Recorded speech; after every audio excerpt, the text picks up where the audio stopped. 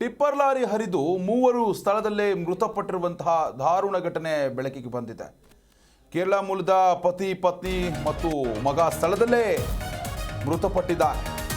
ಗುಂಡ್ಲುಪೇಟೆಯ ಹೊರವಲಯದಲ್ಲಿ ನಡೆದಂತಹ ದುರ್ಘಟನೆ ಇದು. ಕಲ್ಲು ತುಂಬಿದಂತಹ ಟಿಪ್ಪರ್ ಲಾರಿ ಹರಿದು ಈ ದುರ್ಘಟನೆ ನಡೆದಿರುವಂಥದ್ದು. ಗುಂಡ್ಲುಪೇಟೆ ಠಾಣಾ ವ್ಯಾಪ್ತಿಯಲ್ಲಿ ಒಂದು ಘಟನೆ ನಡೆದಿದೆ. ಗುಂಡ್ಲುಪೇಟೆ ಪಟ್ಟಣದ ಹೊರವಲಯದ ಕೇರಳ ರಸ್ತೆಯಲ್ಲಿ ಈ ಒಂದು ದುರಂತ ನಡೆದಿರುವಂಥದ್ದು. ಕೇರಳ ಮೂಲದ ಪತಿ, ಪತ್ನಿ ಮತ್ತು ಮಗ ಸ್ಥಳದಲ್ಲೇ ಮೃತಪಟ್ಟಿದ್ದಾರೆ. ಒಂದೇ ಬೈಕ್ನಲ್ಲಿ ಕೇರಳದಿಂದ ಗುಂಡ್ಲುಪೇಟೆ ಕಡೆಗೆ ಬರ್ತಾ ಇತ್ತು ಈ ಕುಟುಂಬ. ಕೂತನೂರು ಗುಡ್ಡದಿಂದ ಕಲ್ಲು ತುಂಬಿಕೊಂಡು ಬರ್ತಾ ಇದ್ದಂತಹ ಈ ಟಿಪ್ಪರ್ ಲಾರಿ ಏನಿದೆ ಇದು ಡಿಕ್ಕಿ ಆಯಿತು. ಹೀಗಾಗಿ ಟಿಪ್ಪರ್ ಲಾರಿ ಡಿಕ್ಕಿಯಾಗಿ ಅವರ ಮೈ ಮೇಲೆ ಹರಿದು ಬಿಟ್ಟಿದೆ. ಹೀಗಾಗಿ ಸ್ಥಳದಲ್ಲೇ ಮೃತಪಟ್ಟಿದ್ದಾರೆ. ಇನ್ನು ಮೂವರ ದೇಹ ಕೂಡ ಸಾಕಷ್ಟು ರಕ್ತಸಿಕ್ತವಾಗಿರುವಂಥದ್ದು. ಗುಂಡ್ಲುಪೇಟೆ ಪೊಲೀಸರು ಕೂಡ ಸ್ಥಳಕ್ಕೆ ಭೇಟಿಯನ್ನು ಕೊಟ್ಟು ಪರಿಶೀಲನೆ ನಡೆಸಿದ್ದಾರೆ. ನೋಡಿ, ಒಂದೇ ಕುಟುಂಬದ ಮೂವರು ಸ್ಥಳದಲ್ಲೇ ಮೃತಪಟ್ಟಿರುವಂಥದ್ದು. ನಿಜವಾಗ್ಲೂ ಕೂಡ ಘೋರ ದುರಂತ ಇದು. ಇದೇ ಟಿಪ್ಪರ್ ಲಾರಿ, ಕರ್ನಾಟಕದ ಲಾರಿ ಇದು. ಇನ್ನು ಆ ಲಾರಿಯ ಕೆಳಗಡೆ ನೀವು ಟೂ ವೀಲರ್ ವೆಹಿಕಲನ್ನು ನೋಡ್ತಾ ಇದ್ದೀರಾ. ಕೇರಳ ಪಾಸಿಂಗ್ ಗಾಡಿ ಡಿಕ್ಕಿ ಆಗಿದೆ. ಡಿಕ್ಕಿಯಾದಂತಹ ರಭಸಕ್ಕೆ ಮೂವರು ಸ್ಥಳದಲ್ಲೇ ಮೃತಪಟ್ಟಿರುವಂಥದ್ದು. ಅದು ಒಂದೇ ಕುಟುಂಬದ ತಂದೆ, ಮಗ, ಹೆಂಡತಿ ಮೃತಪಟ್ಟಿದ್ದಾರೆ. ಇನ್ನು ಮೃತದೇಹಗಳನ್ನು ತೋರಿಸೋದಕ್ಕೂ ಕೂಡ ಆಗೋದಿಲ್ಲ. ಅಷ್ಟರ ಮಟ್ಟಿಗೆ ದೇಹಗಳು ಛಿದ್ರ ಆಗಿರುವಂಥದ್ದು. ಹೀಗಾಗಿ ಅವುಗಳನ್ನು ಬಿತ್ತರಿಸೋದಕ್ಕಾಗೋದಿಲ್ಲ. ಆದರೆ ಇಂತಹ ಒಂದು ಘಟನೆ ನಡೆದಿದೆ ಅಂತ ನಿಜಕ್ಕೂ ಕೂಡ ಇದು ದುರಂತ. ಜವರಾಯ ಟಿಪ್ಪರ್ ಲಾರಿ ರೂಪದಲ್ಲಿ ಕೇರಳ ಮೂಲದ ಈ ಕುಟುಂಬಕ್ಕೆ ಬಂದಿರುವಂಥದ್ದು. ಸದ್ಯಕ್ಕೆ ಮೃತದೇಹಗಳನ್ನು ಮರಣೋತ್ತರ ಪರೀಕ್ಷೆಗಾಗಿ ರವಾನೆ ಮಾಡಲಾಗಿದೆ. ಈ ಮೃತರ ಕುಟುಂಬಸ್ಥರನ್ನು ಕೂಡ ಸಂಪರ್ಕಿಸುವಂತಹ ಕೆಲಸಕ್ಕೂ ಕೂಡ ಗುಂಡ್ಲುಪೇಟೆ ಪೊಲೀಸರು ಮುಂದಾಗಿದ್ದಾರೆ.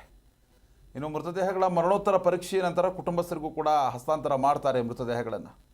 ನೋಡಿ, ಜವರಾಯ ಯಾವ ಟೈಮಲ್ಲಿ ಎಲ್ಲಿ ಬಂದು ನಮ್ಮನ್ನು ಅಡ್ಡ ಹಾಕ್ತಾನೋ ಅನ್ನೋದು ಕೂಡ ಗೊತ್ತಾಗೋದಿಲ್ಲ. ಅಷ್ಟರ ಮಟ್ಟಿಗಿನ ಒಂದು ಅಪಘಾತ ಇದು.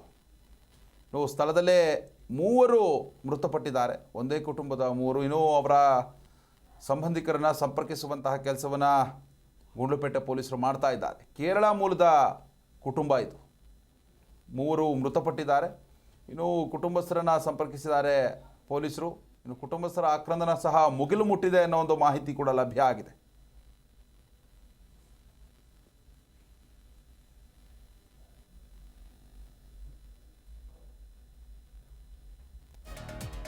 ಇನ್ನು ಘಟನೆಗೆ ಏನು ಕಾರಣ, ಯಾಕೆ ಈ ರೀತಿ ಆಯಿತು ಅನ್ನೋ ಒಂದು ಹಿನ್ನೆಲೆ ಪೊಲೀಸರು ತನಿಖೆಯನ್ನು ಕೈಗೊಂಡಿದ್ದಾರೆ. ಟಿಪ್ಪರ್ ಚಾಲಕನ ನಿರ್ಲಕ್ಷ್ಯ ಇದಕ್ಕೆ ಕಾರಣನಾ, ಅಥವಾ ಬೈಕ್ನಲ್ಲಿ ಹೋಗ್ತಾ ಇರುವಂತಹ ಅವರ ಒಂದು ನಿರ್ಲಕ್ಷ್ಯ ಕಾರಣನಾ ಅನ್ನೋದು ಸಾಕಷ್ಟು ಪ್ರಶ್ನೆಗೆ ಎಡೆ ಮಾಡಿಕೊಟ್ಟಿದೆ. ತನಿಖೆ ಕೂಡ ನಡೀತಾ ಇದೆ.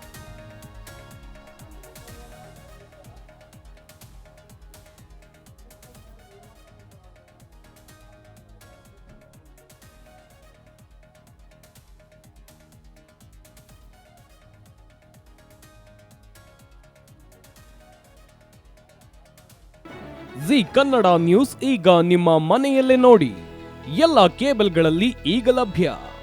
ಸನ್ Direct 292, Jio TV 1334, U digital 162, city cable 51, GTPL 17, Abhishek cables 821, Rockline telecommunication 51, Shri Basaveshwara number 60, Vinayaka digital number 53, in digital number 896ರಲ್ಲಿ.